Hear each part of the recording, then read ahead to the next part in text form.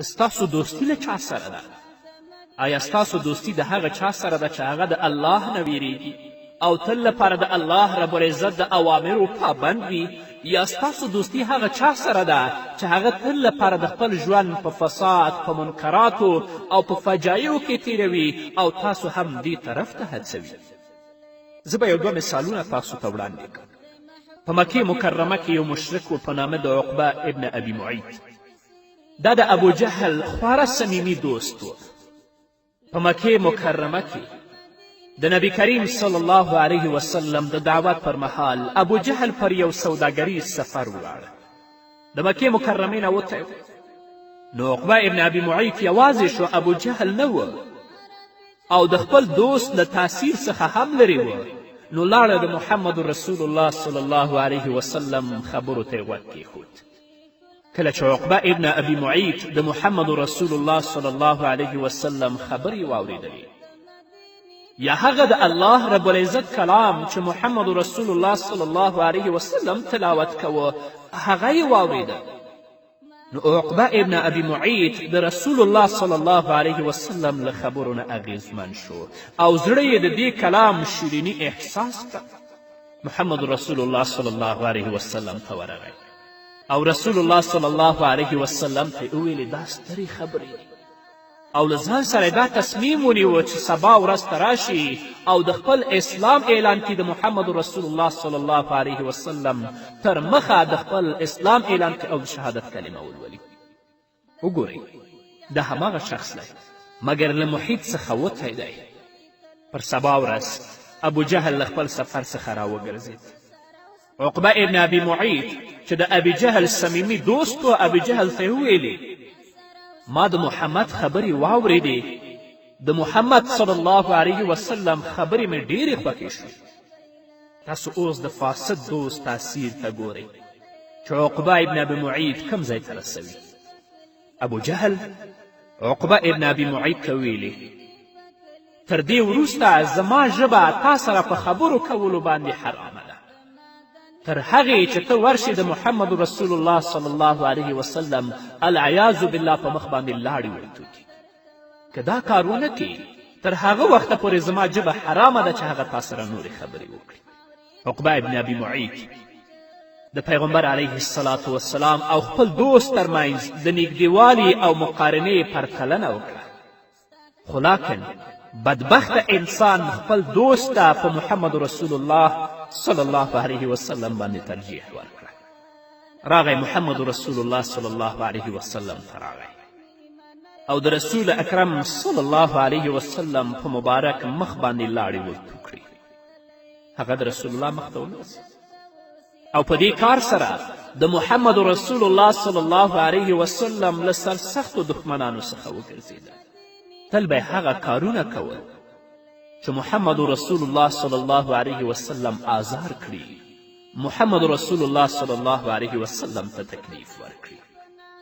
رسول الله صلی الله علیه وسلم به فرمایل زه هیچا د عقبه بن ابي معیط په اندازه آزار کړی نه یم. دا هماغه کس دی چې کله به پیغمبر علیه الصلاة والسلام د کعبې تر څنګ د سجدې په حال کې و، د یو مړ اوښ لری به یې د پیغمبر صلی الله علیه وسلم په مبارکې شا باندې واچوه او رسول الله صلی الله علیه وسلم به نشو کولی چې له سجدې څخه راپورته شي، تر دې چې د محمد رسول الله صلی الله علیه وسلم ګرانه لور فاطمة الزهرا رضی الله تعالی عنها راغله او د محمد رسول الله صلی الله علیه وسلم له مبارک شا څخه یې هغه د مردار اوښ لری لرګه کړ. عقبه ابن ابي معیط د بدر په غذا کې ووژل شو. ابي جهل هم د بدر په غذا کې مردار شو. ابي جهل سره د نورو مشرکینو رسول الله صلی الله علیه وسلم او صحابه کرامو په هغه څاه کې واچول. رسول الله صلی الله علیه وسلم د څاه په سر ودرېده او د هر مشرک نوم به یې اخیسته. دا به یې ورته ویلې آیا هغه څه چې ستا الله یې تا ته وعده درکړې وه حق او رښتینې تاسو وموندله؟ وګورئ عقبه ابن ابي معیط دې ته حاضر و چې د محمد رسول الله صلی الله علیه وسلم خبرې واوري او په رسول الله صلی الله علیه وسلم باندې ایمان راوړي. اما د هغه دوستي یو فاسد انسان سره وه. د هغه دوستي د یو مفسد انسان سره چې د الله د دین او د رسول الله صلی الله علیه وسلم له ارشاداتو نه لرې وه، نو د هغه مجلس او د هغه دوستي په دې باندې دومره تاثیر وکړه د دې پر ځای چې په رسول الله باندې ایمان راوړي، محمد رسول الله سره دوستي په دښمني بدله کړه او ځای د خپل جهنم وګرځوه. نو زه تاسو نه پوښتنه کوم درنو ځوانانو چې ستاسو دوستان څوک دي او د چا سره دوستي لرئ؟ الله رب العزت دا آیتونه په محمد رسول الله صلی الله علیه وسلم وروسته د دې نه نازل کړل. د سورة فرقان 20 آیت نه تر 9 آیته پورې دا آیتونه دي.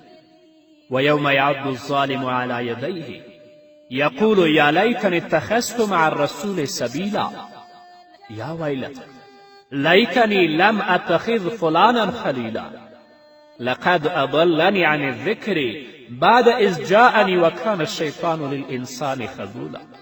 الله رب العزت فرمایی ظالم انسان به خپل لاسونه چیچي او وایي به چې کاشکې ما د پیغمبر ملګرتیا کړې وای. دا عقبه ابن ابي معیط به د آخرت په ورځ وایي او دا به وایي ای زما بده بخته کاشکې ما پلانی سړی په دوستي سره نه وای نیولی چې ابي جهل دی. هغه زه تیر ویستلم، د هغه نصیحت مې ومانه، هغه تیر ویستلم، د هغه نصیحت مې ونه مانه چې ما ته راغلی و. شیطان د انسان په حق کې ډیر زیات بې وفا او غولونکی ثابت شو. دا چغې به هلته وهي، خو د دې افسوسونه او دا چغې به د آخرت په ورځ دې لپاره هیڅ کومه ګټه نه رسوي. طبیعي خبره د قدرمنو اوریدونکو چې دا د اسلام او د کفر داستان دی، مګر زه درته وایم چې په مخه کې لار غځېدلې وه، نږدې شوی و. باور وکړئ چې دا یو داسې کار دی چې ستا دوستان یې له تا سره کوي، نه یوازې په همدې مسئله کې بلکې د نشهیي توکو غوندې په نورو مسایلو کې هم. که د چرسي سره کښېناستلې دوستي دې ورته به هم چرسي شي، که د شرابي سره کښېناستلې د هغه سره دې ناسته ولاړه او دوستي ورته به هم شرابي شي.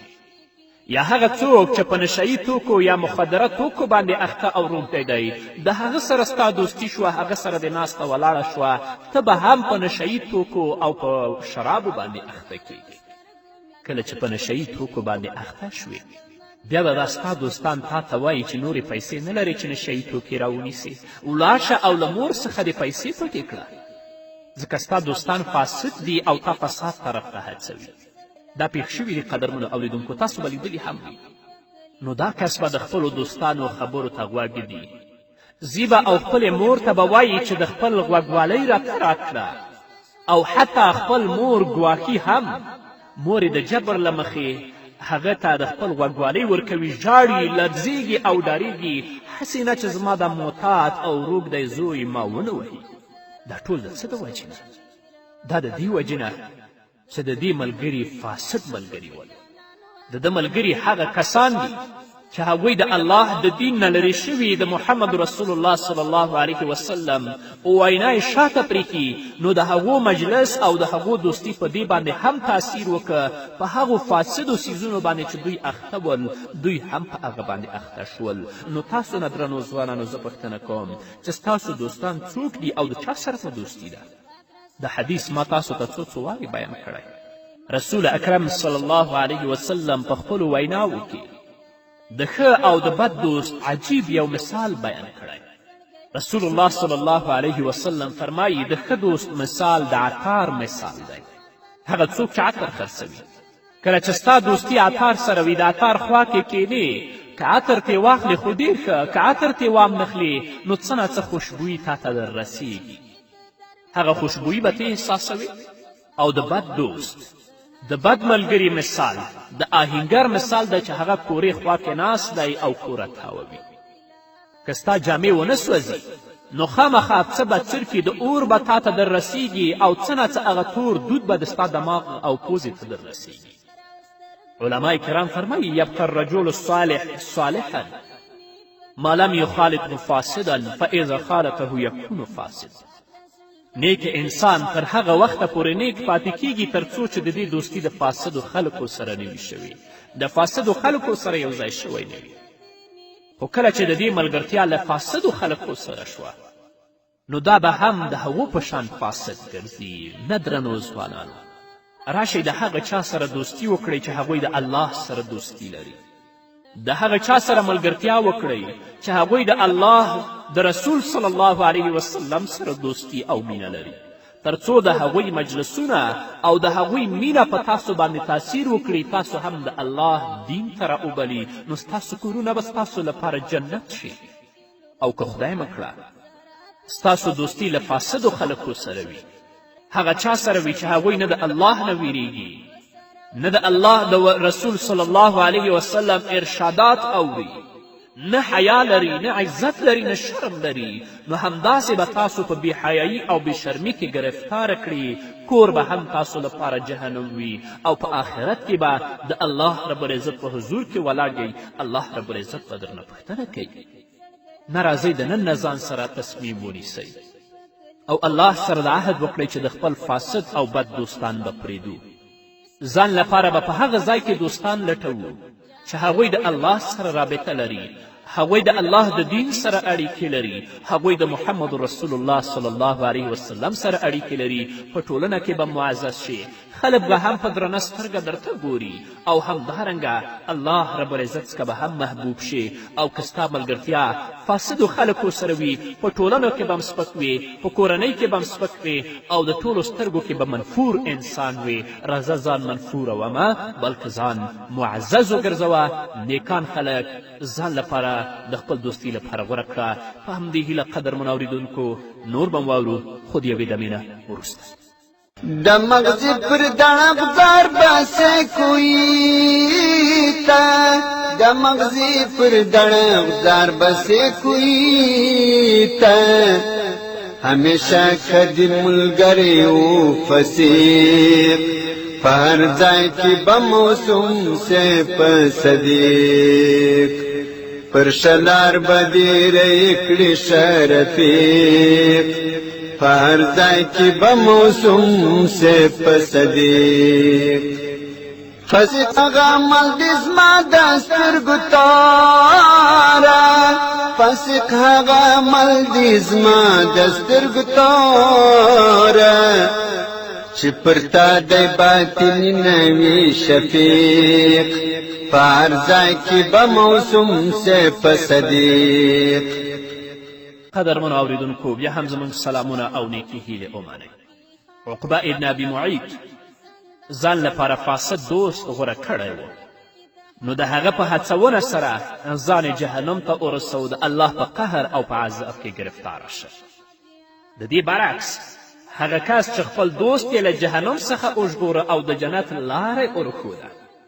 یوه ښکلې بیلګه شه، د مکې مکرمې له شتمنو خلکو څخه یو هم د عیاش بن ابي ربیعه په نامه یو کس و، او په مکې مکرمه کې اسلام راوړ. عیاش بن ابي ربیعه د امیر المؤمنین عمر بن خطاب رضی الله تعالی عنه یو صمیمي دوست و، او له هغه سره ډیره مینه درلودله. کله چې له مکې مکرمې څخه مدینې منورې ته هجرت وکړ، نو ابو جهل وډار شو چې د عیاش بن ابي ربیعه هجرت د مکې مکرمې د ځوانانو لپاره یو داسې تصویر اوسي چې شتمن ځوانان په محمد صلی الله علیه وسلم پسې روان دي او د مسلمانانو یو ښکلی تصویر وړاندې کړي. نو ابو جهل کوشش وکړ چې عیاش بن ابي ربیعه د هجرت څخه راوګرځوي. ابو جهل ورپسې ولاړ تر دې چې په لاره کې امیر المؤمنین عمر بن خطاب او عیاش بن ابي ربیعه ته ورورسېد. ابو جهل ورپسې آواز وکړ ای عیاشه، ځکه یې عیاش ته آواز کوه چې ابي جهل له امیر المؤمنین عمر بن خطاب سره مخامخېدلی نه شو، او عیاش ته یې دا ویلې ای عیاشه مور دې خپله کړه، ستا مور قسم خوړلی چې له لمر څخه به سوري ته لاړه نه شي، وبه نه لامبي، اوبو ته به لاس ورنه وړي تر هغې چې ته راونه ګرځې او هغې پر خپل حساس رګ لاس ایښی. دا د ابي جهل د مور لخوا ورورې هم وه. دی ورته ویلي چې ستا مور ویلي دي تر څو چې بیرته راونه ګرځې زه څه خورم هم نه او مر ته کینم سوري ته هم نه ځم. ابو جهل دا تمثیل وړاندې کړ. عیاش هم متاثره شو. امیر المؤمنین عمر بن خطاب رضی الله تعالی عنه عیاش ته وویل ای عیاش، د ابي جهل په خبرو باندې باور مه کوه، که چیرې ته بیرته د ابي جهل سره مکې مکرمې ته وګرځېد، ابي جهل به تا په فتنه کې واچوي. عیاش امیر المؤمنین عمر بن خطاب رضی الله تعالی عنه ته وایي ای عمره مور مې ده. بیا عمر بن خطاب رضی الله تعالی عنه عیاش ته وایي زما په خبرو باندې باور وکړه. ابي جهل تا په فتنه کې اچوي. که چیرې مور دې په لمر کې ستړې شي هغه په خپله سوري ته ځي. که چیرې ډېره تنده او کړاوې وځوروي نو حمام ته به ولاړه شي، اوبه به وڅښي یا به په ځان اوبه واچوي. څرګنده خبره ده چې داسې ووایي. تاسې د امیر المؤمنین عمر بن خطاب رضی الله تعالی عنه پر طبیعت پوهیږئ. عیاش وویل او عمره نشم کولی، مور مې ده. وګورئ چې دغه غیر طبیعي او حیرانوونکی دوست څه کوي. عمر رضی الله تعالی عنه عمر رضی الله تعالی عنه اوس عیاش ته وایي ای عیاش که چیرې پر دې ټینګار کوې چې وګرځې نو زما اوښ در سره واخله، ښایي دا اوښ تا ته ما او اسلام در په یاد کړي. د هغه وخت اوښ د دې وخت له بهترینو موټرو سره برابر و، یا تاسې له بهترینو موټرو سره معادل تصور کړئ. په داسې حال چې د عمر بن خطاب دوست د کافرانو خواته ور روان دی. عمر بن خطاب ورسره څه کوي؟ عیاش بن ابي ربیعه د عمر له اوښ سره بیرته وګرځېد. له راګرځېدو سره سم ابو جهل یې لاسونه ور وتړل او هغه یې په یو کور کې بندي کړ. عیاش بن ابي ربیعه رضی الله تعالی عنه په همدې ډول په مکې مکرمه کې ژوند کوه. لاس او پښې یې تړلي وو او په کوټه کې بند و. ابو جهل اوښ پریښی و او په دې نه پوهېدل چې د دې اوښ خاوند څوک دی، تر دې چې دغه آیت کریمه په محمد رسول الله صلی الله علیه وسلم نازل شو. عیاش د دین نه و قل یا عبادی الذین اسرفوا علی انفسهم لا تقنطوا من رحمت الله ان الله یغفر الذنوب جمیعا. ای پیغمبره هغو بندگانو ته مې ووایه چې د ګناه له ارتکاب سره سره په خپلو ځانونو یې تیری کړی دی چې د الله له رحمت څخه مه ناهیلې کیږئ. په یقیني ډول الله ټولې ګناوې بخي. کله چې دا آیت په محمد رسول الله صلی الله علیه وسلم باندې نازل شو نو عمر بن خطاب دا آیت کریمه ولیکه او عیاش ته یې واستوه. عیاش ته چې کله د عمر رضی الله تعالی عنه دا کاغذ ور ورسېده چې دا آیت پکې لیکل شوی و، هغه به دا آیت کریمه لسته او پرله پسې به ژړ. عیاش وایي چې نظر مې واړوه چې د عمر رضی الله تعالی عنه اوښ مې ولید. راته زړه شو چې زما د اسلام په خاطر امیر المؤمنین عمر بن خطاب څه وکړل. اسلام مې په زړه کې په جوش شو. ټول بندونه مې لرې کړل، منډې مې کړې او په اوښ سپور شوم او د محمد رسول الله صلی الله علیه وسلم په لورې مې حرکت وکړ.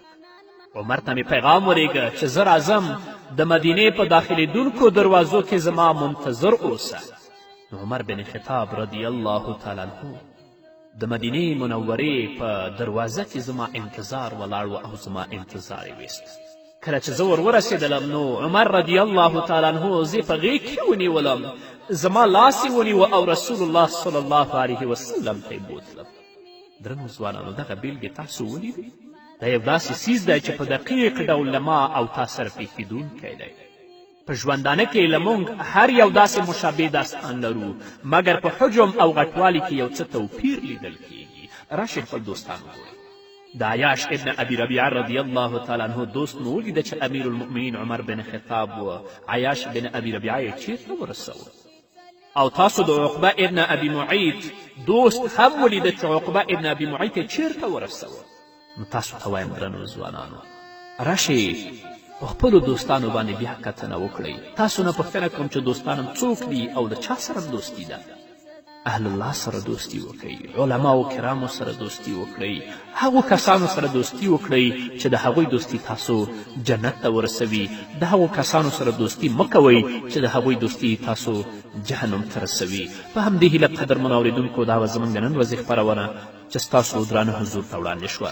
تر بلې خپرونې پورې چې زه بیا هم ستاسو درانه حضور ته راځم، تاسو ټول په پاک رب سپارم. پاتې ژوند او نیکمرغه، ښاد، بریالي او کامیاب اوسئ. دا دنن و بیا غمی تا نظر ما کړه، دا دنن و بیا غمی تا نظر ما کړه، زر دې کړې بدی سبا په غم عمیق، په هر ځای کې به موسم سے پسدی، پر شلار بدی رې کړې شرفیق، پر ځای کې به موسم سے پسدی، انتہا د ناکامی به د مسکین سی، انتہا د ناکامی بدی مسکین سی کنشان سولے پدغ منجنیق پہر ځای کی بموسم سے صدیق نتیجہ د نیک نامی د شملگاری نتیجہ د نیک نامی د شملگاری بدی کاندی لشو میں سخا عتیق پہر ځای کی بموسم سے صدیق پر شلار بدی ریکڑی شرفیق پہر ځای کی بموسم سے صدیق تپخ پلا پا دقیق فکر پاکر سا تپخ پلا پا دقیق فکر پاکر سا ایا خوش دیدی پر ځانم د خندیق پہر ځای کی بموسم سے صدیق ورکړه سوی چې یو څه عقلو وبرکاته ستاسو روغتیا او خوشحالي د پاک رب نه غواړم په دې هیله چې د صحت او عافیت جامې پر تن ولرئ او خوشحالي مو په برخه وي دا دی زه محمد یاسین فهیم د ژوند د لارې د خپرونې په وړاندې کولو کې ستاسو په خدمت کې یم زموږ د نن ورځې د خپرونې موضوع بیا هم جنت زموږ په کورونو کې قدرمنو اوریدونکو غواړم چې په نننۍ خپرونه کې د صلې رحم یا د خپلولي پاللو په هکله وغږیږم خپلوي پالل یو رباني او یو الهي فرمان دی او پر ټولو مسلمانانو دا فرض دی چې خپلو منځونو کې دوی مقاطعه ونه کړي بلکې دوستانو سره او خپلوانو سره راشه درشه ولري تاسو د محمد رسول الله صلی الله علیه وسلم دغه قدسي حدیث ته پام وکړئ الله رب العزت فرمایي زه رحمان یم هغه رحم دی د هغه لپاره مې له خپل نوم څخه نوم اشتقاق یعنی د هغه لپاره مې نوم راواخیست هر څوک چې ورسره وصل شي یا اړیکه ټینګه کړي زه ورسره اړیکه ټینګوم او هر څوک چې اړیکې ورسره پرې کړي زه هم له هغه سره اړیکې پرې کوم یعنی څوک چې خپلوي پر ځای کړي او وی پالي الله رب العزت د خپل رحمت له مخې له هغه سره اړیکه ټینګوي څوک چې خپلوي پرې کړي الله رب العزت له هغه څخه خپل رحمت پرې کوي لکه مراهیسې چې الله رب العزت مخلوقات پیدا کړل خپل رحم یې په عرش باندې راځوړند او وی ویل پالونکي یا ربه دا د هغه چا ځای دی چې د اړیکو له پرې کېدا څخه تا ته پناه راوړي یعنې پناه غواړي لوی الله جل علا شانه وفرمایل آیا راضي کیږې نه له هغه چا سره اړیکې ټینګې کړم چې له تا سره په اړیکه کې وي او اړیکې پرې کړم چې له تا سره اړیکې پرې کوي رحم ورته وویل پروردګاره راضي شوم نو اوس خویندو ورونو پلرونو ځوانانو تاسو ټولو ته خطاب کوم متوجه شئ چې ستاسو او ستاسو د دوستانو او خپلوانو ترمنځ څومره اړیکه او څومره راشه درشه ده او څومره ستاسو ترمنځ دښمني نفرت او کرکه ده په دې باندې پوه شئ تاسو واورېدئ هغه څوک چې خپلولي او دوستي پالي دوستانو او خپلوانو سره راشه درشه لري هغوی سره د الله رب العزت اړیکه او ارتباط ټینګ وي اما څوک چې د خپلو دوستانو سره راشه درشه نه لري او د هغو سره خپلوالي نه پالي هغوی د په دې باندې پوه شي چې هغوی سره د الله رب العزت اړیکې او رابطه نشته نو راشي دا نفرتونه او دا کرکې لرې کړئ دا جهنم د خپلو کورونو نه وباسئ جنت ته په خپلو کورونو کې ځای ورکړئ که ستاسو ترمنځ کم نزاکتونه یا څه خبرې لاندې وباندې شوي وي راځئ یو بل ته بښنه وکړئ د محبت او د الفت او د شفقت غیږ یو بل ته خلاصه کړئ تر څو چې د الله رب العزت اړیکې زموږ سره ټینګې شي الله موږ کامیاب د دنیا او د آخرت وګرځوي آیا پوهیږئ چې ځینې وختونه موږ احساس کوو چې زموږ له ژوند څخه رحمت لرې شوی زموږ له ژوند څخه سکون لرې شوی زموږ د ژوند څخه آرام لرې شوی دا ولې ځینې خلک بیا داسې دي چې هغوی زمانه نیمګړې ګڼي وخت نیمګړی ګڼي، په داسې حال کې چې موږ پخپله مقصر یو او زموږ د زمانې او د وخت تقصیر موږ پخپله یو. خپلولي او د کورنۍ ګرم نغري ته راوګرځئ او تر دې وروسته وګورئ چې دنیا به څومره خوږه شي. وخت هغه وخت دی، لکن دا وخت موږ په خپلو عملونو باندې پخپله په خپل ځان باندې تریخ کړی دی. راشئ د دوستي لاسونه یو بل ته ورکړئ، عفو وکړئ، درګذشت وکړئ چې د الله رحمت ستاسو په کورونو باندې نازل شي او ستاسو کورونو نه الله په دنیا کې جنتونه جوړ کړي. او که دا نفرتونه وي بیا به رحمت د کم ځای شي، که دا کرکې وي او دا دښمنیانې وي نو بیا به رحمت له کومه شي. د قیامت په ورځ به ټول چوپ او غلي وي. الله رب العزت فرمایي په سورة مرسلات کې 15 او 16 آیت کې: هذا یوم لا ینطقون ولا یؤذن لهم فیعتذرون. الله رب العزت فرمایي دا هغه ورځ ده چې په هغې کې به هغوی نه څه ووایي او نه به هغو ته موقع ورکړی شي چې څه عذر وړاندې کړي. یوازینی څیز چې هلته به د الله رب العزت په حضور کې خبرې کوي هغه رحم دی.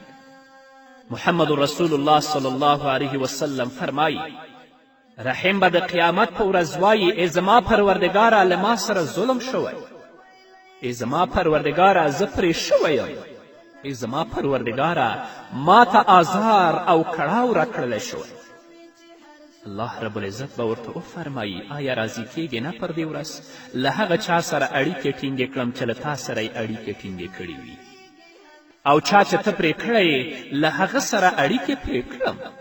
هغه وخت چې د صراط پول پر لاره تیریږي، رحم او امانت دواړه به د صراط د پول پر شاوخوا ولاړ وي. رحم به وایي ای زما پروردګاره له دې ځایه څخه دې نه تیریږي تر څو زما حق را نه کړي. کله چې یو څیز وینئ چې الله یې په اړه خبرې کوي او پر هغه تاکید او ټینګار کوي نو په دې باندې پوه شه چې د امت د غورځنګ، پاڅون، کامیابي، سرلوړي او ساتنې په اړه تر خپلې شاوخوا ډېر غټ خیر او اجر لري.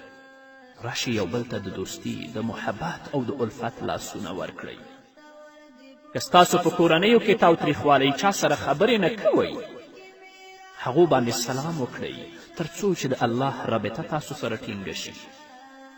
که په خپلو دوستانو کې، ترونو کې، د تره زمنو کې، ماما زمنو کې یا نورو اقاربو کې ستاسو ترمنځ څه مشکلات وي راځئ یو بل ته بښنه وکړئ.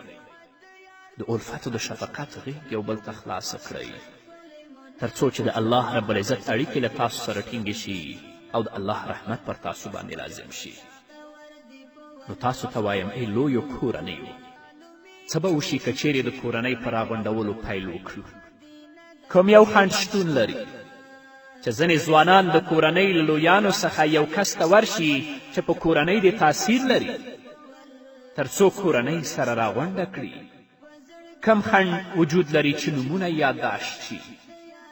ولې د اختر مراسم، د کورنۍ د راغونډېدلو لپاره ملاقات او د کورنۍ کتنې ونه اوسي، نه یوه ړنده او نالیدونکې کتنه بلکې د محبت، الفت او د شفقت کتنه. ځینې کورنیو ته زه اوس هم حیران یم او د هغو په حال باندې زه اوس هم تعجب کوم چې د اختر مبارکې ورځې چې د مینې ورځې دي، د الفت ورځې دي، د دوی ترمنځ بیا هم دښمني او تاوتریخوالی موجود دی. د اختر په ورځو کې دوی هم د یو بل پوښتنه نه کوي د الله رحمت د کوم ځای شي. نه راځئ د اختر مبارکې ورځې د کورنۍ د راغونډېدلو لپاره د ملاقات او د کتنې ورځې مقررې کړئ تر څو چې الله رب العزت زموږ نه راضي شي. زه د رسمي کتنو په اړه چې د ځینو کورنیو د راضي کولو لپاره ترسره کیږي خبرې نه کوم. زه د دین او قرآن کریم په اړه خبرې کوم. هیڅ یو آسمانی دین نه موندل کیږي مګر دا چې د خپلوي پاللو او صلت رحم په اړه یې خبرې کړې نه وي او پر هغې ټینګار او سپارښتنه نه وي کړې. نو تاسو ته وایم قدرمنو اورېدونکو، ځانونه او بچیان مو له هغه ښکلي څیز څخه چې د کورنۍ د راغونډولو خاطرات پکې دي مه محروموئ. د کورنۍ راغونډول یوه بیلګه او بېسارې شیریني او خوږه ده، خو تر اوسه موږ پرې نه یو پوه شوي بلکې ژوند په نفرت او په کرکه کې تېرېږي. محمد رسول الله صلی الله علیه وسلم فرمایي څوک چې پر الله او د قیامت په ورځ باندې ایمان لري نو د خپله خپلولي دې پر ځای کړي نو خپله خپلوي پالل دې پر ځای کړي د عرفې په ورځ محمد رسول الله صلی الله علیه وسلم او صحابه کرام رضوان الله تعالی علیهم اجمعین دعا لپاره راغونډ شول محمد رسول الله صلی الله علیه وسلم وفرمایل چا چې خپله خپلوي پرې کړې زموږ په منځ کې دې نه کیني ځکه په کوم قوم کې چې صلې رحم نه وي الرحمت پرې نه نازلیږي د رسول اکرم صلی الله علیه وسلم د مجلس نه یو سړی ولاړ شو او تر لږ ځنډ وروسته بیرته راوګرځېد رسول الله صلی الله علیه وسلم ورته وفرمیل چیرته وی ویل ای د الله رسوله زما یوه ترور ده خاله مې ده چې کلونه مې له هغې سره اړیکې پرې کړې وې کله مې چې تا نه دا خبرې واورېدلې ورغلم لاس مې ورښکل که تر څو له ما څخه راضي شي نو زما خاله او زما ترور وژړل ما هم د هغې د ژړا له امله وژړل هغې وویل چې الله جل جلاله دې ما تا او ستا مور وبخي بیا د دې نه وروسته محمد رسول الله صلی الله علیه وسلم ورته فرمایي راځه زما تر څنګ کښېنه بل سړی محمد رسول الله صلی الله علیه وسلم ته راغی او رسول الله صلی الله علیه وسلم ته ویلې د الله رسوله یوه کبیره ګناه مې کړې آیا کولی شم چې توبه وکړم نبی کریم صلی الله علیه وسلم ورته وفرمیل آیا مور لري هغه سړي ورته ویلې نه د الله رسوله مور مې وفات شوې ده نبی کریم صلی الله علیه وسلم بیا ورته وفرمیل آیا ترور لري یعنی خاله لري هغه ورته ویلې هو نبی کریم صلی الله علیه وسلم ورته وفرمیل لاړ شه له هغې سره نیکي وکړه الله رب العزت تا بخي آیا تر دې هم نور واضح احادیث او آیتونه غواړئ ستا په نظر څوک حرکت کولی نشي له ځوانانو څخه به څوک ووایي زه به مې د خپلې کورنۍ ځوانان راغونډ کړم راځئ چې راغونډ شو په ګډه سفر وکړو په ګډه قرآن کریم ولولو او په ګډه باندې د الله رب العزت عبادت وکړو تر څو چې د الله رب العزت رحمت په موږ او تاسو باندې نازل شي په تاسف سره باید ووایم اوس مهال زموږ په هیواد کې هر څه نیمګړتیاوې لري سمه ده ځینې څیزونه زموږ په لاس کې نشته او د حکومتونو او دولتونو په واک کې دي مګر هغه څه چې موږ ته پاتې دي او کولی شو زموږ کورنۍ او خاندان دی نو راځئ د خپل د کورنۍ په راغونډولو باندې د خپلو دوستانو او د خپلو اقاربو په راغونډولو باندې پیل وکړو تر څو چې د الله رحمت پر موږ نازل شي او د الله رب العزت اړیکه زموږ سره ټینګه شي کله چې ستاسو اړیکې له الله سره ټینګې شوې بیا به الله رب العزت تاسو په هغو لارو باندې روانوي چې هغه د کامیابي او د سرفرازي لارې دي اما که دوستانو سره راشه درشه نه وي د صلې رحمي پالل نه وي خپلولي پالل نه وي نو په دې صورت کې بیا اړیکې الله سره شلیږي او اړیکې شیطان سره ټینګیږي الله رب العزت دې په موږ باندې رحم وکړي نور به واورو قدرمن اورېدونکو خو تیاوې د مینه وروسته دستا عمل تا گوری دستا عمل تا گوری دستا عمل تا گوری یا رب تا حاکم د دې دنیا او د عقبای الله یتا الله یتا و شریک در سارا نشتا زمارا بی تنهایی الله یتا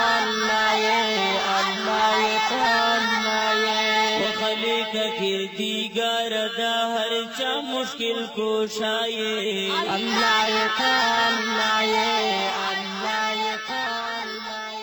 قدرمنو اوریدونکو بیا هم زموږ سلامونه او نیکې هیلې ومنئ تاسو نبوي کورنۍ ته وګورئ پرته له دې چې محمد رسول الله صلی الله علیه وسلم ته د اسلام د څرګندولو امر شوی و لکه چې الله رب العزت ورته فرمایي فاصدع بما تؤمر نو ای پیغمبره د کوم شي چې تا ته حکم کیږي هغه په لوړ آواز ووایه تاسو وګورئ خبره له چا او له کومه ځایه الله راپیلوي الله له کورنۍ څخه راپیلوي محمد رسول الله صلی الله علیه وسلم ته الله وایي وانذر عشیرتک الاقربین ای پیغمبره خپل ډېر نږدې خپلوان دې وویروه د الله وحدانیت ورته بیان که د الله د عذاب نه وویروه محمد رسول الله صلی الله علیه وسلم کورنۍ راغونډوي هغوی ته اسلام وړاندې کوي، ابولهب راځي او د هغه راټولېدنه ګډوډوي. تر دې وروسته یو ځل بیا کورنۍ راغونډوي او هغوی ته وایي په الله قسم که چیرې ټول خلک بېلارې کړم لکه څنګه چې تاسو وایئ تاسې نه بېلارې کوم. په الله قسم که چیرې ټولو خلکو ته دروغ ووایم لکه چې تاسو وایئ تاسو ته دروغ نه وایم. ای صفیې دا د رسول الله ترور ده، ځان دې له اوره وژغوره. ای عباسه دا د رسول الله تره دی، ځان دې له اوره وژغوره. ای فاطمې چې د رسول الله لور ده، ځان دې له اوره وژغوره. زه ستاسې لپاره هیڅ کار کولی نشم، یوازې یو رحیم وجود لري چې هغه تر و تازه کوم. تاسو ګورئ د محمد رسول الله صلی الله علیه وسلم تکلیف ته چې هغه د خپل کورنۍ په راغونډولو باندې شروع کوي. او الله رب العزت دا هم ورته وایي وانذر عشیرتک الاقربین. د رسالت په پای کې هم قرآن کریم نازلیږي. سورة شورا 10 آیت وګورئ. الله فرمایي قل لا اسألکم علیه اجرا الا المودة فی القربى. ای پیغمبره دوی ته ووایه چې زه پر دغه کار باندې له تاسې څخه د څه اجورې غوښتونکی نه یم، البته د خپلولي مینه هرومرو غواړم چې د خپلوانو ترمنځ مینه وي، محبت وي، الفت وي او شفقت وي. د ابولهب 2 زامنو ته عتبه او عتیبه ته رسول اکرم صلی الله علیه وسلم د خپل 2 مبارکې لورګانې ورکړې وې، یوه رقیه او بله ام کلثوم. ابولهب د کینې له مخې د خپلو زامنو ته امر وکړه چې د محمد رسول الله صلی الله علیه وسلم لورګانو ته طلاق ورکړي، او د قریشو په منځ کې دا خبره خپره کړه چې هیڅوک دې د محمد رسول الله صلی الله علیه وسلم له 2 لورګانو سره واده نه کوي. قریشو دا هم ومنله. تاسو ته وایم قدرمنو اوریدونکو که چیرې ستاسو د نږدې خپلوانو څخه څوک له تاسو سره دا کار وکړي تاسو به ورسره څه وکړئ؟ اوس ګورئ چې محمد رسول الله صلی الله علیه وسلم څه کوي. د مکې مکرمې د فتح په ورځ محمد رسول الله ته وګورئ. اوس پوښتنه کوي چې زما د کاکا زمن عتبه او عتیبه چیرته دي؟ حضرت عباس رضی الله تعالی عنه چې د رسول اکرم صلی الله علیه وسلم تره دی، هغه وایي ای د الله رسوله زه هغوی ستا خواته راولم. عتبه او عتیبه په داسې حال کې چې لرزېدل راغلل وی فرمایل رسول الله ورته وفرمایل ای زما د کاکا زمنو که خلکو ته دروغ ووایم تاسې ته دروغ نه وایم. په الله قسم که خلک بېلارې کړم تاسې نه بېلارې کوم. په الله قسم د خیر له څیز پرته ستاسې لپاره بل څیز نه غواړم. زه تاسې ته اسلام وړاندې کوم. هغه دواړه کله چې د محمد رسول الله صلی الله علیه وسلم دا خبرې اوري هغوی څه وایي؟ نشهد ان لا اله الا الله وان محمد رسول الله. رسول الله صلی الله علیه وسلم یې لاسونه ونیول او د کعبې پر لور یې بوتلل. عمر بن خطاب وایي ما محمد رسول الله صلی الله علیه وسلم ولید چې د هغوی لاسونه یې نیولي دي، خپل مبارک مخې پر کعبه کېښود، مبارکه ګېډه یې ورپورې ونښلوله او ویې فرمیل ای زما پروردګاره عتبه او عتیبه ته سمه لار وښیه، زما د کاکا زامنو ته لارښوونه وکړه. عمر رضی الله تعالی عنه فرمایي کله مې چې مخونو ته وکتل ما یې هدایت په مخونو کې ولید. دا د محمد رسول الله صلی الله علیه وسلم اخلاق دي. هغه خپلوانو سره د تره زمنو سره او دوستانو سره رابطه نه کټ کوي. هغوی څه کوي او پیغمبر علیه الصلاة والسلام د هغوی په وړاندې څه کوي؟ راشئ قدرمنو اوریدونکو، خپلو دوستانو سره دوستي وپالئ، د خپلو اقاربو سره دوستي وپالئ، راشه درشه ولرئ تر څو چې الله رب العزت زموږ نه راضي شي او د الله رب العزت رحمت زموږ په کورونو باندې نازل شي. د مکې مکرمې د فتح په ورځ ابو سفیان له لرې څخه راځي. هغه ابو سفیان چې کلونه کلونه د محمد رسول الله صلی الله علیه وسلم په مقابل کې جنګ کړی. نو د ابو سفیان مخې ته حضرت علی کرم الله وجهه راځي. ابو سفیان حضرت علی کرم الله وجهه ته فرمایي اوس نو له محمد سره به څنګه او څه ډول مخ شم؟ حضرت علی کرم الله وجهه ورته فرمایي کله چې هغه ته ورغلې هغه څه ورته ووایه چې د یوسف ورونو حضرت یوسف علیه السلام ته ویلي ول.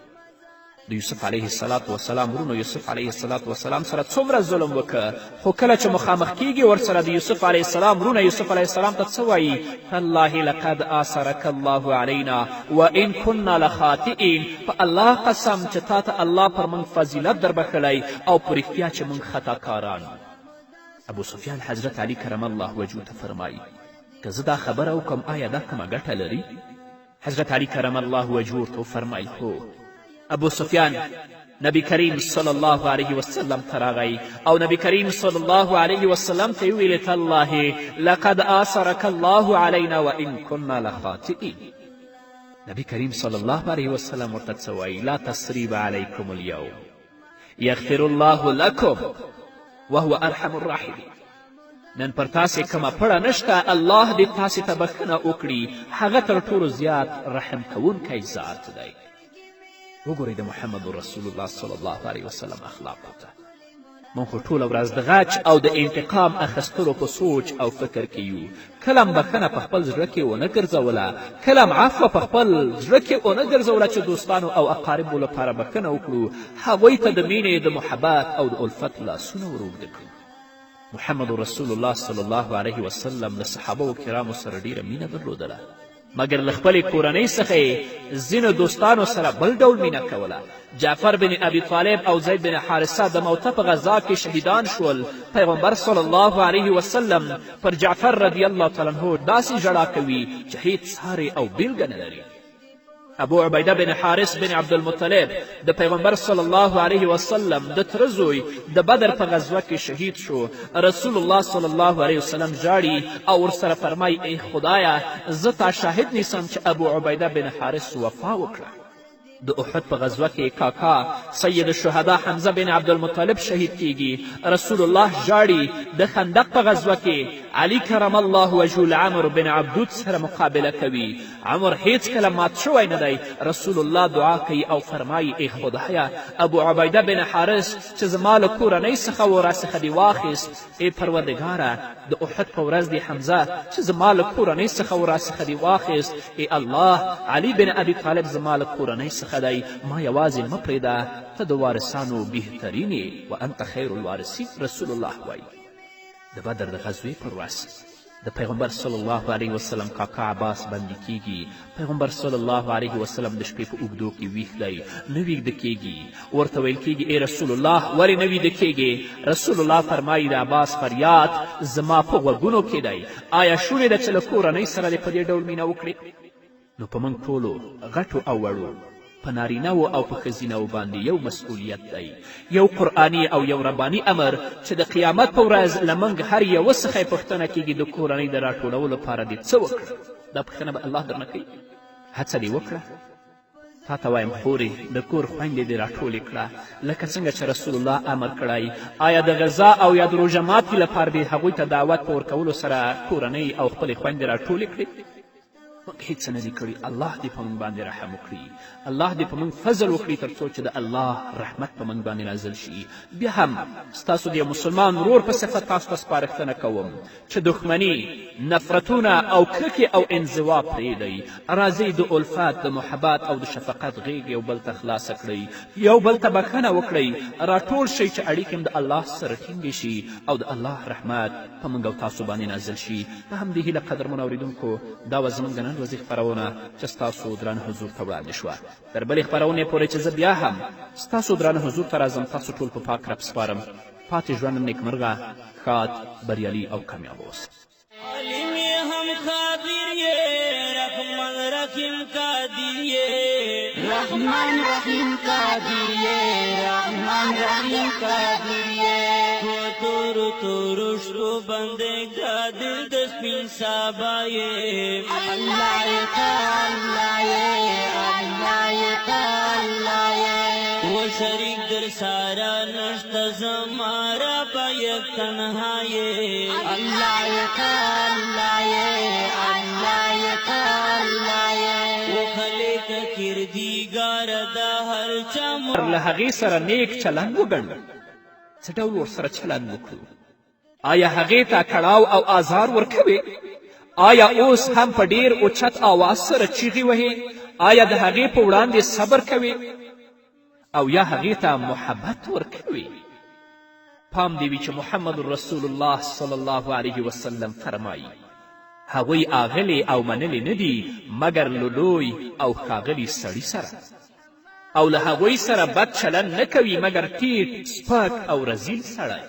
د محمد رسول الله صلی الله علیه وسلم دا وینا په غوږ کې ونیسه مګر د رسول الله صلی الله علیه وسلم په وروستنیو شیبو کې تر مینې وړاندې وروستنۍ جملې دا نه وې چې رسول الله به فرمایل تاسې ته د ښځو په وړاندې پر نیکي سپارښتنه کوم پخپله الله د ښځو رعایت کوي پخپله الله د ښځو رعایت کوي پخپله الله د ښځو رعایت کوي ستا د تقوا دلیل دا دی چې د رسول الله صلی الله علیه وسلم وصیت پر ځای کړې ته د محمد رسول الله صلی الله علیه وسلم په وړاندې یوه دعا لرې چې له خپلې ښځې سره دې په نرمي او ملایمت سره چلند وکړي څنګه محمد رسول الله صلی الله علیه وسلم فرمایي ای ربه څوک چې د محمد له امت څخه د یو څیز سرپرست شي ان که چیرې یوه ښځه یا یو کور وي او له هغوی سره په نرمي چلند وکړي ای زما پروردګاره ته هم له هغوی سره په نرمي خبرې او معاملت ورسره کړه دا د محمد رسول الله صلی الله علیه وسلم دعا ده د دغې دعا په اړه ستا نظر څه دی دغه دعا محمد رسول الله صلی الله علیه وسلم ستا لپاره کړې ده دا د امت لپاره یوه همیشنۍ دعا ده برعکس رسول اکرم صلی الله علیه وسلم فرمایي ای ربه هر هغه څوک چې د محمد د امت د یو څیز سرپرست شي او پر هغوی سختي وکړي ته هم پر هغوی باندې سختي وکړه نو راشئ په خپلو ښځو سختي مه کوئ هغسې ژوند تاسو ورسره تیر کړئ کومه ژوند چې محمد رسول الله صلی الله علیه وسلم له ازواجو مطهراتو سره تیر کړی یا صحابو او تابعینو تیر کړی دی همدارنګه د خپلې لورګانې په زوره په اور کې مه غورځوئ چې د چا د قدرت لپاره یا د چا د پیسو لپاره هغه د ظلم او د اور په منځ کې وغورځوئ ګورئ نه چې دا انسان اخلاق لري که نه لري دیانت لري که نه لري انسانیت لري که نه لري بس تاسو پیسو لپاره ورکوئ دا کار مه کوئ الله به درنه پوښتنه کوي کله چې رسول اکرم صلی الله علیه وسلم فاطمة الزهرا رضی الله تعالی عنها حضرت علی کرم الله وجهه ته واده کوله نو ویې فرمیل ای علي هغه مې تا ته په واده درکړه په دې شرط چې له هغې سره به ښه چلند کوي مګر د دغه امت ټولې لوڼې د محمد رسول الله لوڼې نه دي رسول الله صلی الله علیه وسلم فرمایي زه ستاسې لپاره لکه د پلار غوندې یم او الله فرمایي و ازواجه امهاتهم د پیغمبر بیبیانې د هغوی میندې دي نو هغه یې پلار دی تصور کړه چې کله ته واده کوې محمد رسول الله صلی الله علیه وسلم تا ته سپارښتنه کوي چې له هغې سره ښه چلند وکړې که ښه چلند ونه کړې د الله په حضور کې به ته څه ځواب وایې بیا څنګه د محمد رسول الله صلی الله علیه وسلم شفاعت غواړې پام کوه بیا هم درته وایم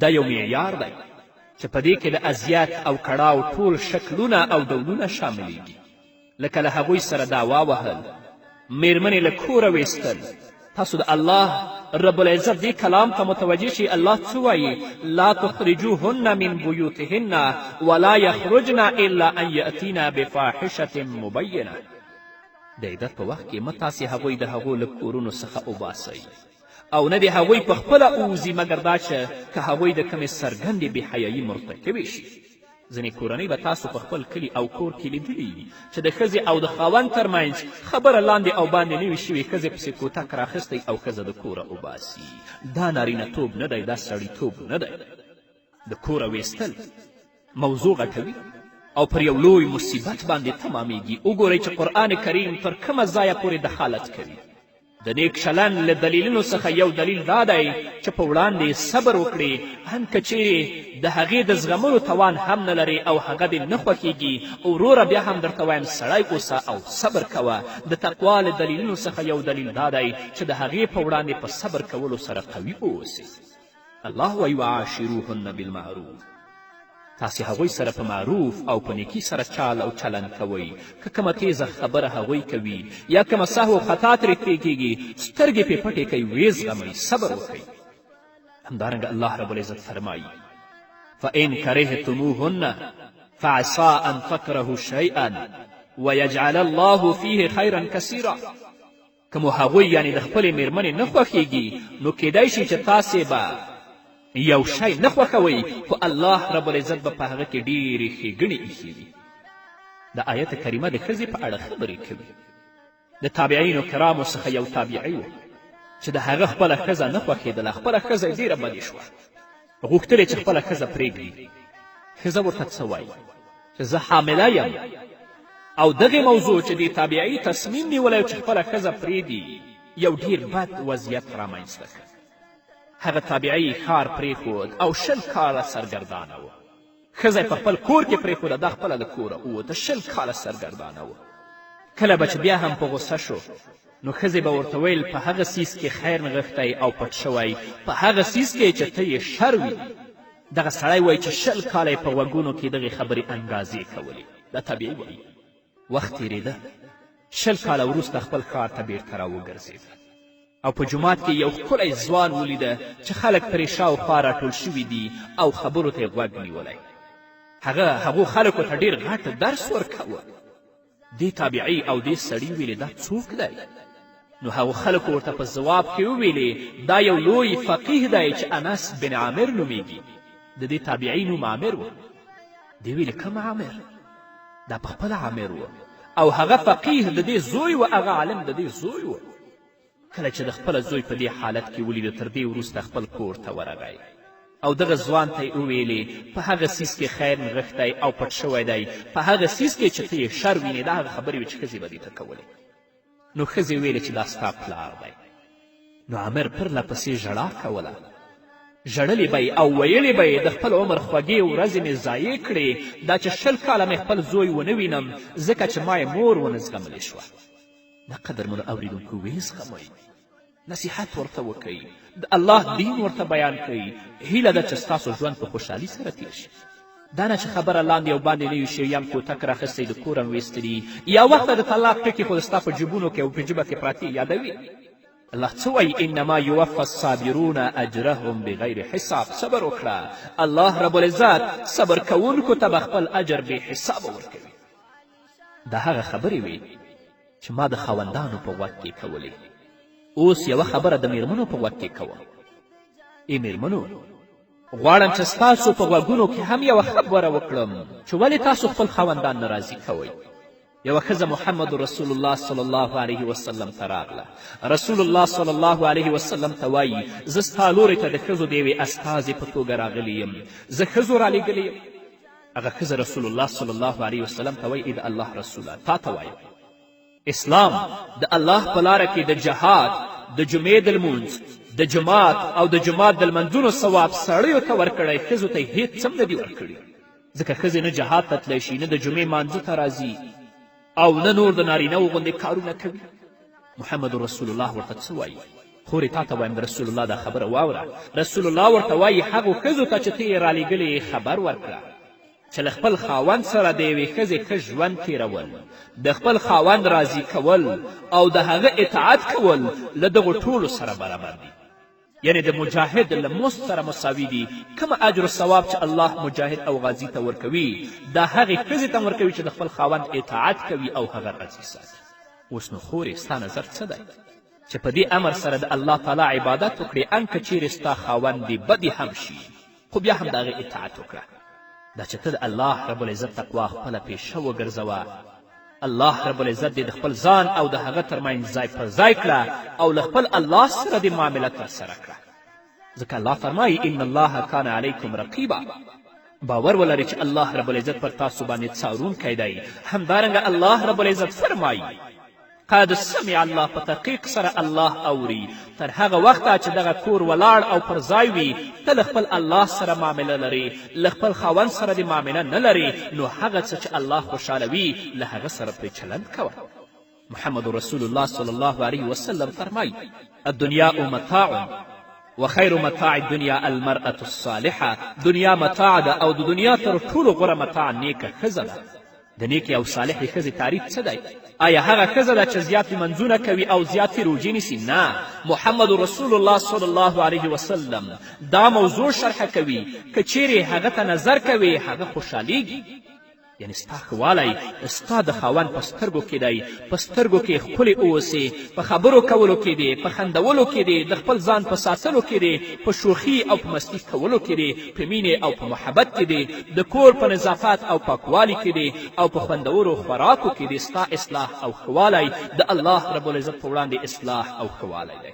صالحه ښځه هغه ده چې کله خاوند ورته وګوري خاوند خوشحاله شي دا نه چې خاوند بیچاره بیرون په غمو باندې اخته چې کله کور ته راشي ښځې ته وګوري د هغه نه نور پیغام راشي دا صالحه نه ده نو خورې ولې په دې ډول د الله عبادت نه کوي او نیکه او صالحه کیږي نه محمد رسول الله صلی الله علیه وسلم بیا حدیث بشپړوي په پای کې وایي که چیرې هغه یوازې او تنها پرېږدي له هغه څخه ساتنه کوي یعنی که کله په خپل کور کې یوازې پرېږدي نو بیا د هغه کور نه دا ساتنه کوي نو الله دې زموږ ورونه هم اصلاح کړي الله دې زموږ خویندې اصلاح کړي تر څو په خپل ژوند باندې پوه شو او جنات زموږ کورونو ته پخپله راشي نور به م واورو قدرمن اورېدونکو خو د یوې دمې نه وروسته چې سنت متوي ګیرا پټې جوړوي جمع کړي لاندې درتا غړاټۍ جوړوي جمع کړي لاندې درتا غړاټۍ جوړوي ندی حاشي ندی کیسا بلما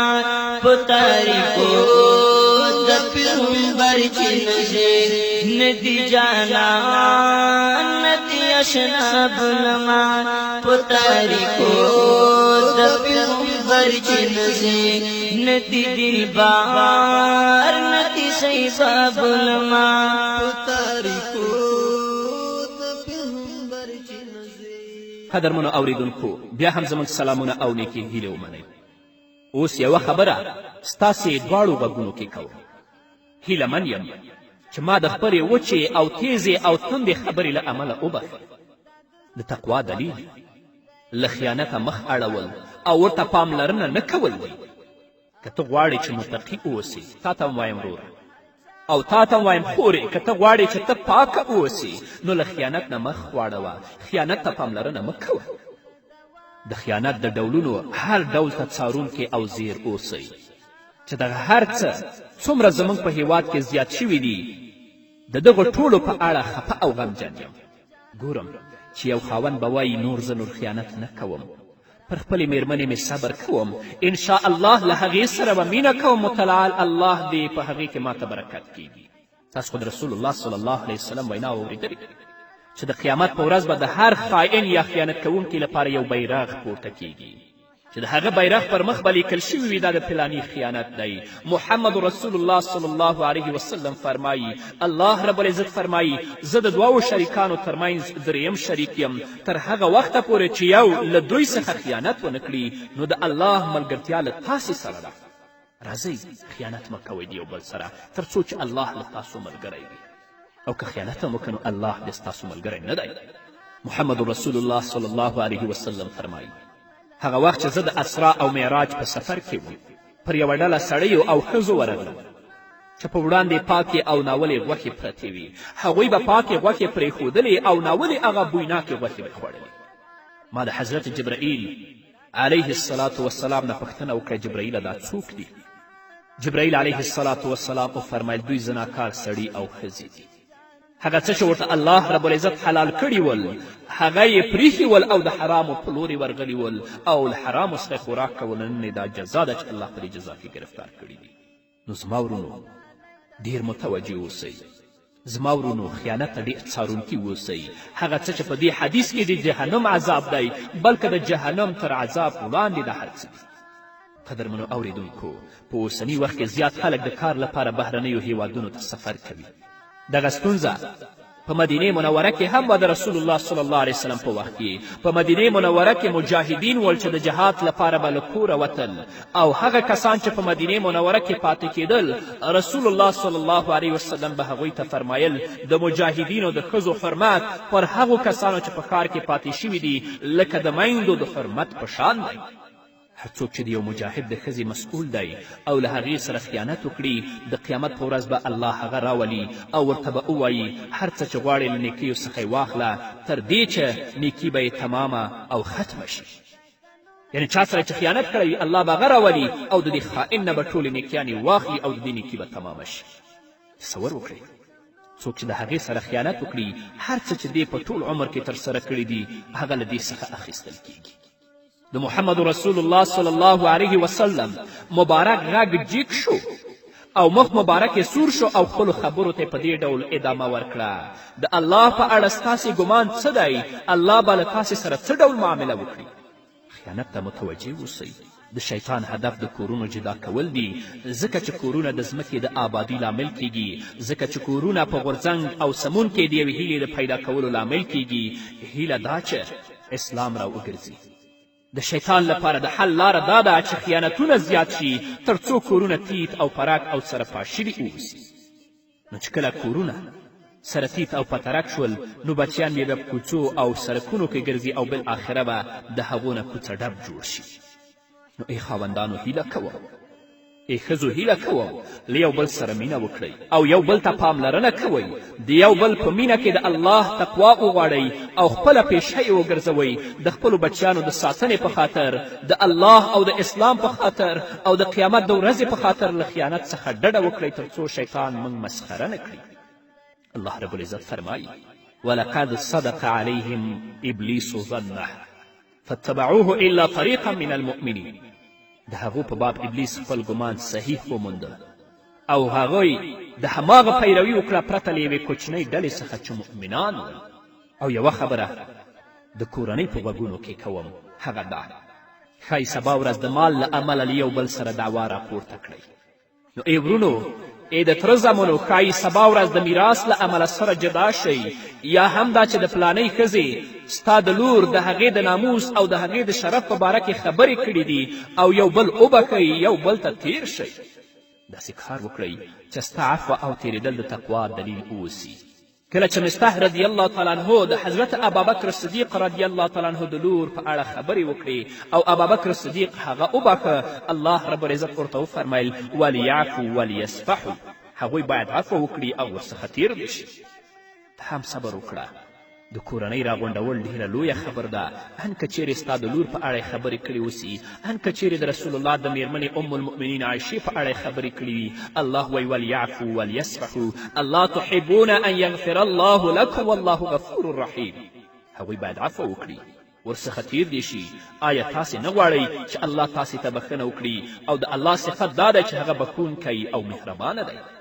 نو ستاسو ټولو کورنۍ او ورونو په غوږ کې دا خبره کوم، که ستاسو په منځ کې دعوا راپورته کیږي یا ستاسو د کورنۍ په هکله څوک خبرې کوي یا خپل منځونو کې جنګ و جدال کوئ، عفو او بخشش د خپل پیشه وګرځوئ تر څو چې جنت ستاسو کورونو ته راشي او شیطان ستاسو د کورونو نه وځي. په همدې هیله قدرمنو اورېدونکو، دا وه زموږ د نن ورځې خپرونه چې ستاسو درانه حضور ته وړاندې شوه. تر بلې خپرونې پورې چې زه بیا هم ستاسو درانه حضور ته راځم، تاسو ټول په الله سپارم. پاتې ژوندم نیکمرغه، ښاد، بریالي او خوشحاله اوسئ. بدایر شارع ز او تشر متو چې تاریکی په خپلا د پیغمبر متو، چې تاریکی په خپلا د پیغمبر متو، ندی زنیات امر شفا ظلما په تاریکو د پیغمبر چې نزی ندی جانا ندی اشنا بلما پتاریکو د پیغمبر چې نشي ندی دلبار ندی شیبا بلما پتاریکو د پیغمبر چې نشي چې صدقت نلاري زړه کې الفت نلاري د مسلمان ورو سره چې محبت نلاري، د مسلمان ورو سره چې محبت نلري، ندی طالب ندی مولا بلما پتاریکو د پیغمبر چې نشي ندی جانا ندی اشنا بلما پتاریکو د پیغمبر چې نشي ندی دلبار. د خپل زړه ډاډه بیا هم ګورئ الله رب العزت حضرت موسی علیه الصلاة والسلام ته فرمایي ولا تعد عیناک عنهم تريد زینة الحیاة الدنیا. موسی علیه الصلاة والسلام ته الله فرمایي له هغو څخه هیڅکله سترګې مه اړوه. آیا ته د دنیا ښکلا خوښوې؟ نه، د دنیا ښکلا مه خوښوه.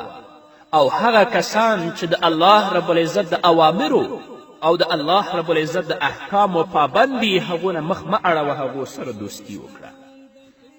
نو تاسو ته وایم درنو ځوانانو، آیا تاسو د الله رب العزت د کلام دا آیت ولید؟ مطلب دا دی چې د خپلو نیکو دوستانو سره پاتې شه، په هغوی پسې وګرځه او د هغوی پر دوستي صبر وکړه. وګورئ چې الله رب العزت دغه خبرې چا ته کوي؟ انبیا علیهم الصلاة والسلام ته کوي. حضرت موسی علیه السلام ته وایي ولا تعد عیناک عنهم ترید زینة الحیات الدنیا. انبیا علیهم الصلاة والسلام په خپل ژوندانه کې نیک دوستان غواړي. نو راځئ تاسو هم په خپل ژوندانه کې هغسې دوستان انتخاب کړئ چې د هغو په زړونو کې د الله ویره پرته ده. هغوی د الله د اوامرو او د الله د احکامو پابند دي. هغو فاسدو خلکو سره چې هغوی د الله نه نه ویریږي، بې حیا دي، د هغو سره دوستي پرېږدئ، ځکه د هغو په ملګرتیا تاسو ته هم خلک په بده سترګه باندې ګوري. څنګه چې هغه دی هماغسې به بیا هم ته یې خلک اوس که به منفورې او په کرکه به درته ګوري. الله رب العزت حضرت موسی علیه الصلاة والسلام ته فرمایي اذهب الى فرعون انه طغى. ته لاړ شه فرعون ته، ځکه چې فرعون سرکش شوی دی. تاسو ته وایم درنو ځوانانو، آیا غواړئ چې د موسی علیه الصلاة والسلام غوندې د یو ستر رسالت خاوند اوسئ؟ آیا په سر او ذهن کې د ستاسو د ځمکې د اصلاح او دا چې زموږ په ځمکو او هیوادونو کې د نهضتونه او پاڅونونه رامنځته شي یو رویا لرئ؟ یا دغسې ژوند په غفلت کې تېروئ؟ کله چې الله رب العزت حضرت موسی علیه الصلاة والسلام ته وایي چې اذهب الی فرعون انه طغى، نو اوس موسی علیه الصلاة والسلام ځان لپاره دوست، ملګری او معاون غواړي. څه وایي؟ واجعل لی وزیرا من اهلی هارون اخی اشدد به ازری واشرکه فی امری کی نسبحک کثیرا ونذکرک کثیرا. زما پروردګاره، نو زما لپاره زما له خپلې کورنۍ څخه یو مرستیال وټاکه. هغه مرستیال هارون چې زما ورور دی، د هغه په وسیله زما مټ پیاوړی کړه او هغه زما په کار کې برخوال کړه، تر څو موږ ستا پاکي بیان کړو او ښه ستا یادونه او ستاینه خپره کړو. تاسو ته وایم درنو ځوانانو، باید بد دوستان پرېږدئ. عین که چیرې د ستاسو صمیمي دوستان هم یو ګام د هغوی نه لرې شئ، څه عیب او نیمګړتیا نه بلل کیږي. که تاسو د خپلو بدو دوستانو ته نږدې شئ، له هغوی سره د خپلې اړیکې ونه ښکلوئ، نو تاسو به ضایع شئ او هیڅکله هغوی تاسو نشي ژغورلی، بلکې په هلاکت کې غورځئ. الله مهربانه دی، که د دې بدو دوستانو نه تاسو لرې شوئ، الله رب العزت به تاسو ته نیک دوستان پیدا کړي او هغه نیک دوستان به تاسو د الله دین ته وهڅوي، د الله رب العزت مینې ته به تاسو وهڅوي، د اسلام مقدس دین مینې ته به تاسو وهڅوي. سرفرازي د دنیا او د آخرت به ستاسو په برخه وي. که ته یو منفي لیواله دوست لرې، یو بې پروا دوست لرې، دا هم درته ووایم چې څه ناڅه یې وساته، مګر د دې تر څنګ یو نیک دوست هم اړتیا لري چې له هغه سره په مرسته کولو کې له تا سره ملګرتیا وکړي. کله چې دغه بې پروا دوست د خپل په وړاندې دوه نیک دوستان وویني، له هغوی څخه متاثره کیږي، هغه به هم نیک شي. دا خبره ځکه درته کوم که ته د هغه د اصلاح نیت لرې او پوهیږي چې هغه زموږ دوه دوستانو د نیکو اعمالو او د صالحو اعمالو نه متاثره کیږي، نیک ګرځي، بیا یې مه پرېږده. او که د هغه په دوستي باندې بدبخته کیږي، نو هیڅکله بیا هغه ته اړتیا نه لري نیک دوستان ځان ته په ژوند کې لټوه. یو نیک دوست پورې ځان کلک ونښلوه او له پالونکي رب څخه وغواړه چې هغه تا ته ارزانه او وړیا درکړي. تاسو قرآن کریم ته وګورئ، کله چې د پیغمبر علیه الصلاة والسلام او د ابابکر صدیق رضی الله تعالی عنه په اړه فرمایي، نو الله فرمایي اذ اخرجه الذین کفروا ثانی اثنین اذ هما فی الغار. کله چې کافرانو نبی کریم صلی الله علیه وسلم له مکې مکرمې څخه ویستلی و، کله چې هغه صرف د دوو دویم و، کله چې هغوی دواړه په څمڅه کې او په غار کې ول، د دوو دویم، نو دویم یې څوک و؟ حضرت ابابکر صدیق رضی الله تعالی عنه. د اسرا او د معراج په سفر کې نبی کریم صلی الله علیه وسلم یوازې تللی نه دی، جبرائیل علیه السلام محمد رسول الله صلی الله علیه وسلم سره په دې سفر کې ملګری و. د اسلام په مقدس دین کې زه یوازې په نامه هیڅ څیز نشته، یعنې زه یوازې یم، هیڅوک نه لرم. د دې په نامه د اسلام په مقدس دین کې څوک نشته، او که چا د انانیت دعوه کړې ده هغه ناکامه دی، هم په دنیا کې او هم په آخرت کې. تاسو وګورئ د الله رب العزت کلام ته، سورة الزمر 83 آیت. الله فرمایي: وسیق الذین اتقوا ربهم الی الجنة زمرا. او کومو کسانو چې د خپل رب له نافرماني څخه ډډه کوله، هغوی به ډلې ډلې د جنت خواته بوتللی شي. یوازې نه، یعنی هیڅوک یوازې جنت ته داخلېدلی نشي. هر څوک چې په دنیا کې ورسره مینه لري لاس یې نیسي او په ګډه جنت ته داخلیږي. زمرا یعنی ډله ډله. هرې ډلې په دنیا کې هڅه او لټه کړې ده چې له یو او بل سره مینه وکړي، نو په ګډه جنت ته ننوځي. نو قدرمنو اوریدونکو، موږ او تاسو ټول نیکانو دوستانو ته اړتیا لرو. ځان متاسف وینم کله چې وایم زموږ هیوادونه هم نیکو دوستانو ته اړتیا لري، او زموږ ټولنې هم نیکو دوستانو ته اړتیا لري. نن ورځ تاسو وګورئ چې د دوی دوستي له چا سره ده. نو راشئ هغه کسانو سره په دنیا کې دوستي وکړئ چې هغوی د الله نه ویریږي، هغوی د الله د دین لپاره کار کوي، د هغوی یوازینی مقصد د الله رضا وي. که الله دوی جنت ته بوتله چې د دوی په صف کې ته هم ورسره جنت ته ولاړ شي.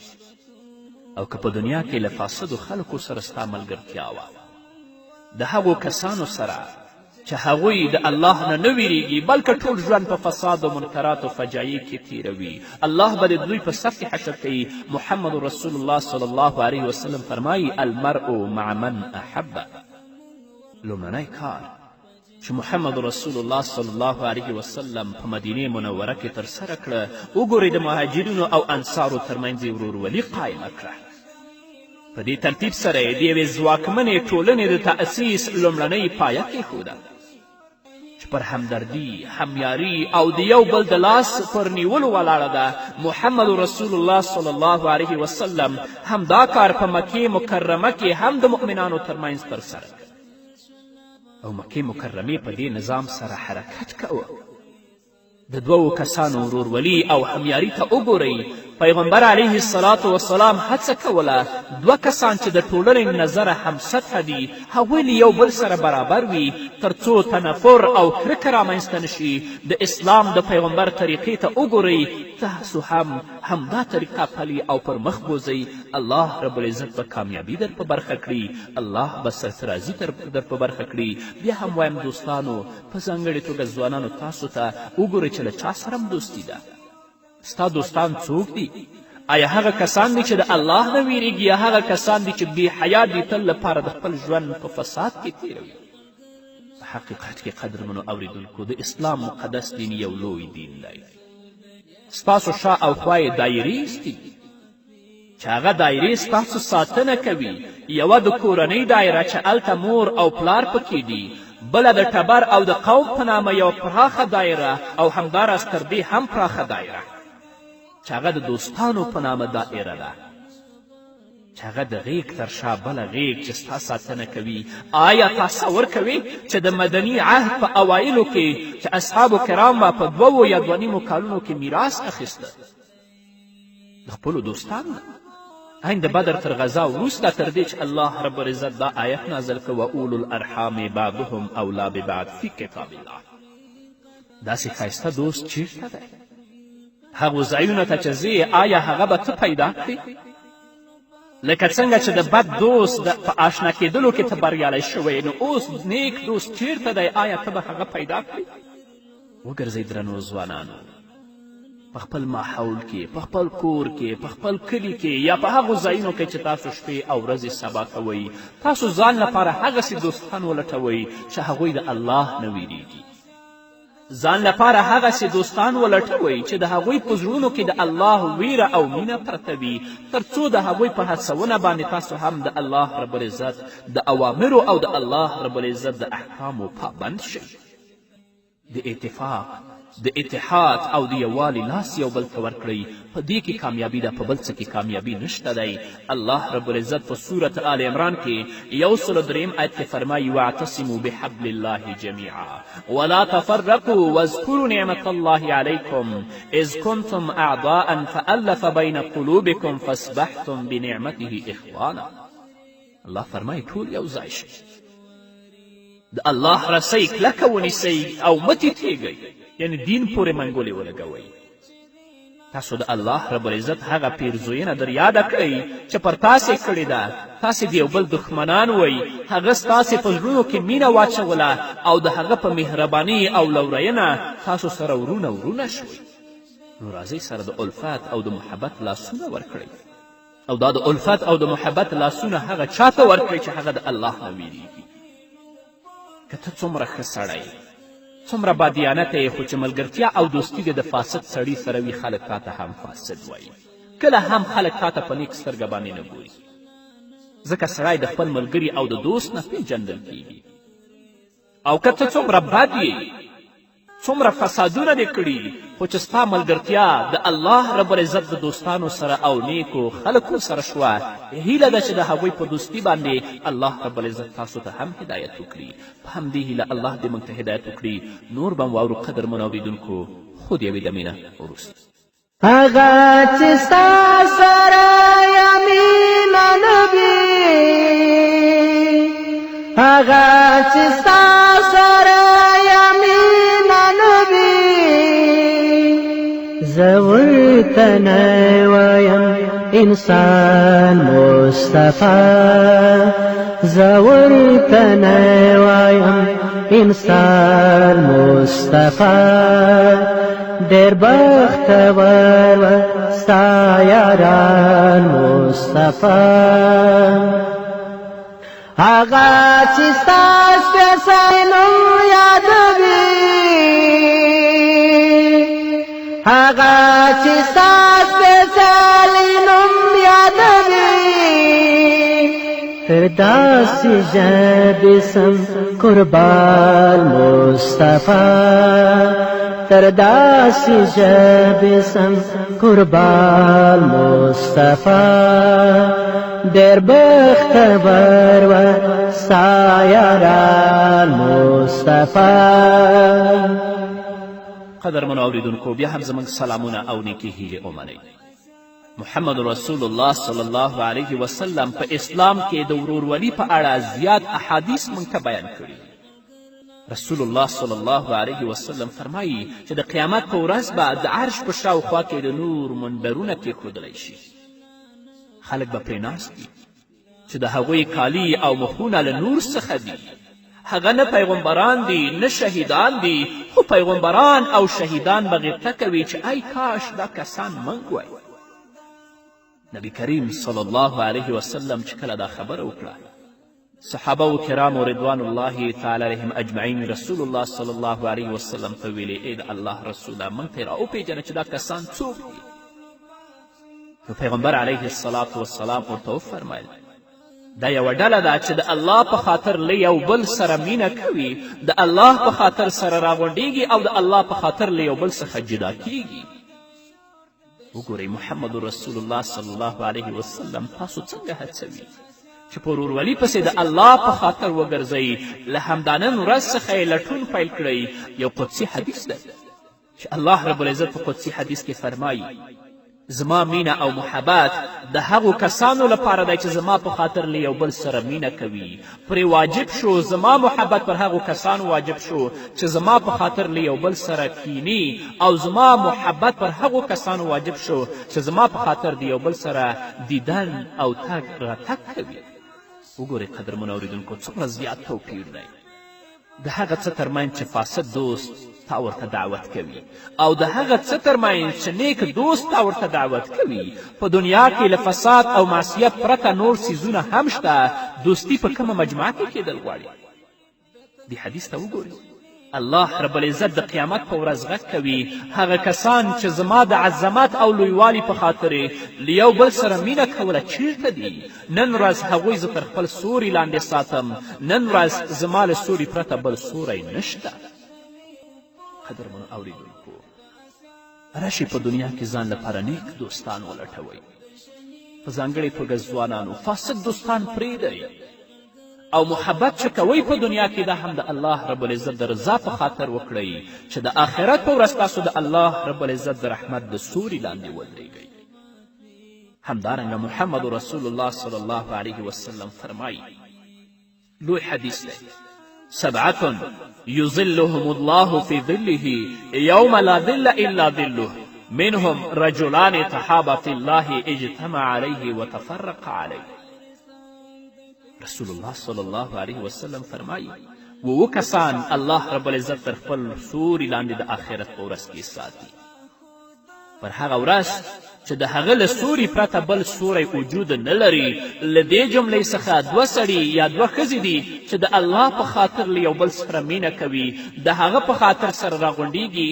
او د هغه په خاطر له یو بل څخه جدا کیږي بل حدیث کې نبی کریم صلی الله علیه وسلم فرمایي هر کله چې دوه اشخاص د الله په خاطر سره دوستان شي د الله په وړاندې د هغوی تر ټولو محبوب او ګران هغه دی چې له خپل دوست سره زیاته مینه وکړي د الله په وړاندې د هغوی تر ټولو محبوب او ګران هغه دی چې له خپل دوست سره زیاته مینه وکړي څوک چې له خپل یو ورور سره د الله په خاطر ورورولي وکړي الله رب العزت په جنت کې هغه ته یوه درجه ورکوي چې په هیڅ عمل سره هغه ته نه رسیږي دا درجه بلکې الله رب العزت د خپل دوست سره او ورور سره په ورورولي او دوستي دا درجه ورکوي تصور وکړئ که چیرې تاسو 5 نیک دوستان ولرئ 5 درجې او په همدې ترتیب مګر پرېږدئ چې واقعیت ته لیواله اوسو راشي فاسد دوستان پرېږدئ راشي په خپل ژوند کې ځان لپاره نیک دوستان ولټوئ چې د هغوی په هڅونه باندې الله رب العزت تاسو هم کامیاب کړي امیر المؤمنین عمر بن خطاب رضی الله تعالی عنه فرمایي کله چې یو له تاسې له خپل ورور څخه محبت وویني هغه دې ونیسي ځکه چې ډېر کم څیزونه دې ته رسیږي همداراز محمد رسول الله صلی الله علیه وسلم فرمایي څوک چې له چا سره په دنیا کې مینه لري د قیامت په ورځ به یو ځای د هغه سره راپاڅېږي یعنې یو ځای به ورسره حشر کیږي هیڅ یو حدیث لکه د دې غوندې د پیغمبر صلی الله علیه وسلم اصحاب خوشحاله کړي نه دي تصور وکړئ چې ستا حشر به له چا سره وي ستا لاس به د چا په لاس کې وي محمد رسول الله صلی الله علیه وسلم جماعت ته راننوت او ویې فرمیل ابوبکر چیرته دی د حضرت ابابکر صدیق رضی الله تعالی عنه لاس یې ونیوه بیا یې وفرمیل عمر چیرته دی د امیر المؤمنین عمر رضی الله تعالی عنه لاس یې هم ونیوه وروسته پورته شه او لاسونه یې ورته پورته کړل او ویې فرمیل د قیامت په ورځ به دا ډول موږ راپورته کیږو یو لاس یې د ابوبکر نیولی په خپل لاس کې او بل لاس یې د عمر رضی الله تعالی عنه نیولی په خپل لاس کې او وچتوي یې داسې وایي چې د آخرت په ورځ به موږ همداسې راپورته کیږو آیا اوس تاسو د دوستي معنا درک کړه آیا د نیکو خلکو دوستانو ته لیواله شوئ آیا تر دې وړاندې تاسو په دې خبره باندې پوه شوي واست د محمد رسول الله صلی الله علیه وسلم یو بل حدیث دی رسول الله فرمایي آیا پوهیږئ د ایمان تر ټولو ټینګ او کلک لاستی څه شی دی یو سړي ورته وویلې ای د الله رسوله لمونځ نبي کریم صلی الله علیه وسلم وفرمیل لمونځ ښه دی مګر هغه نه دی یو بل صحابي وفرمیل ای د الله رسوله زکات رسول الله صلی الله علیه وسلم وفرمیل زکات ښه دی مګر هغه هم نه دی نو صحابه کرامو ویلې د الله رسوله نه پوهېږو چې څه شی دی نبي کریم صلی الله علیه وسلم ورته وفرمیل چې د الله رب العزت په لاره کې دوستي عبدالله بن عمر بن خطاب چې پر دې باندې پوه شو ویل په الله قسم که د ورځو لخوا روژه ونیسم او هیڅ یې ونه خورم د شپې له طرفه مونځ وکړم او هیڅ خوب ونه کړم او خپل ټول مال مې د الله په لاره کې نفقه کړم او هر وخت وغواړم چې مړ شم په داسې حال کې چې زما په ژوندانه کې د الله د فرمانبرداري محبت نه وي دا زما لپاره هیڅ ګټه نه لري قدرمنو اوریدونکو راځئ په دنیا کې ځان لپاره ښایسته دوستان ولټوئ هغه دوستان چې د الله د دین او د محمد رسول الله صلی الله علیه وسلم د لارښوونو پابند دي په همدې هیله قدرمنو اوریدونکو دا ونو زموږ د دې موضوع آخرنۍ خپرونه چې ستاسو دران حضور ته وړاندې شوه په دې هیله چې ما هم په خپلو دعاګانو کې هیر نه کړئ کله ناکله چې کله د تضرع او عاجزي لاسونه الله تعالی پکوئ ما بیچاره او غریب ته هم دعاګانې وکړئ الله رب العزت دې موږ د نیکو کسانو په صف کې حشر کړي الله دې موږ ته توفیق راکړي چې نیکانو سره دوستي وکړو چې الله مو د دوی په صف کې حشر کړي په همدې هیله قدرمنو اورېدونکو دا به زموږ د نن ورځې خپرونه چې ستاسو دران حضور ته وړاندې شوه تر بلې خپرونې پورې چې زه بیا هم سره د نوې موضوع ستاسو دران حضور ته راځم تاسو ټول په پاک رب سپارم پاتې ژوندم نیکمرغه ښاد بریالي او کامیاب اوسئ یم بختور چې امتی دی یما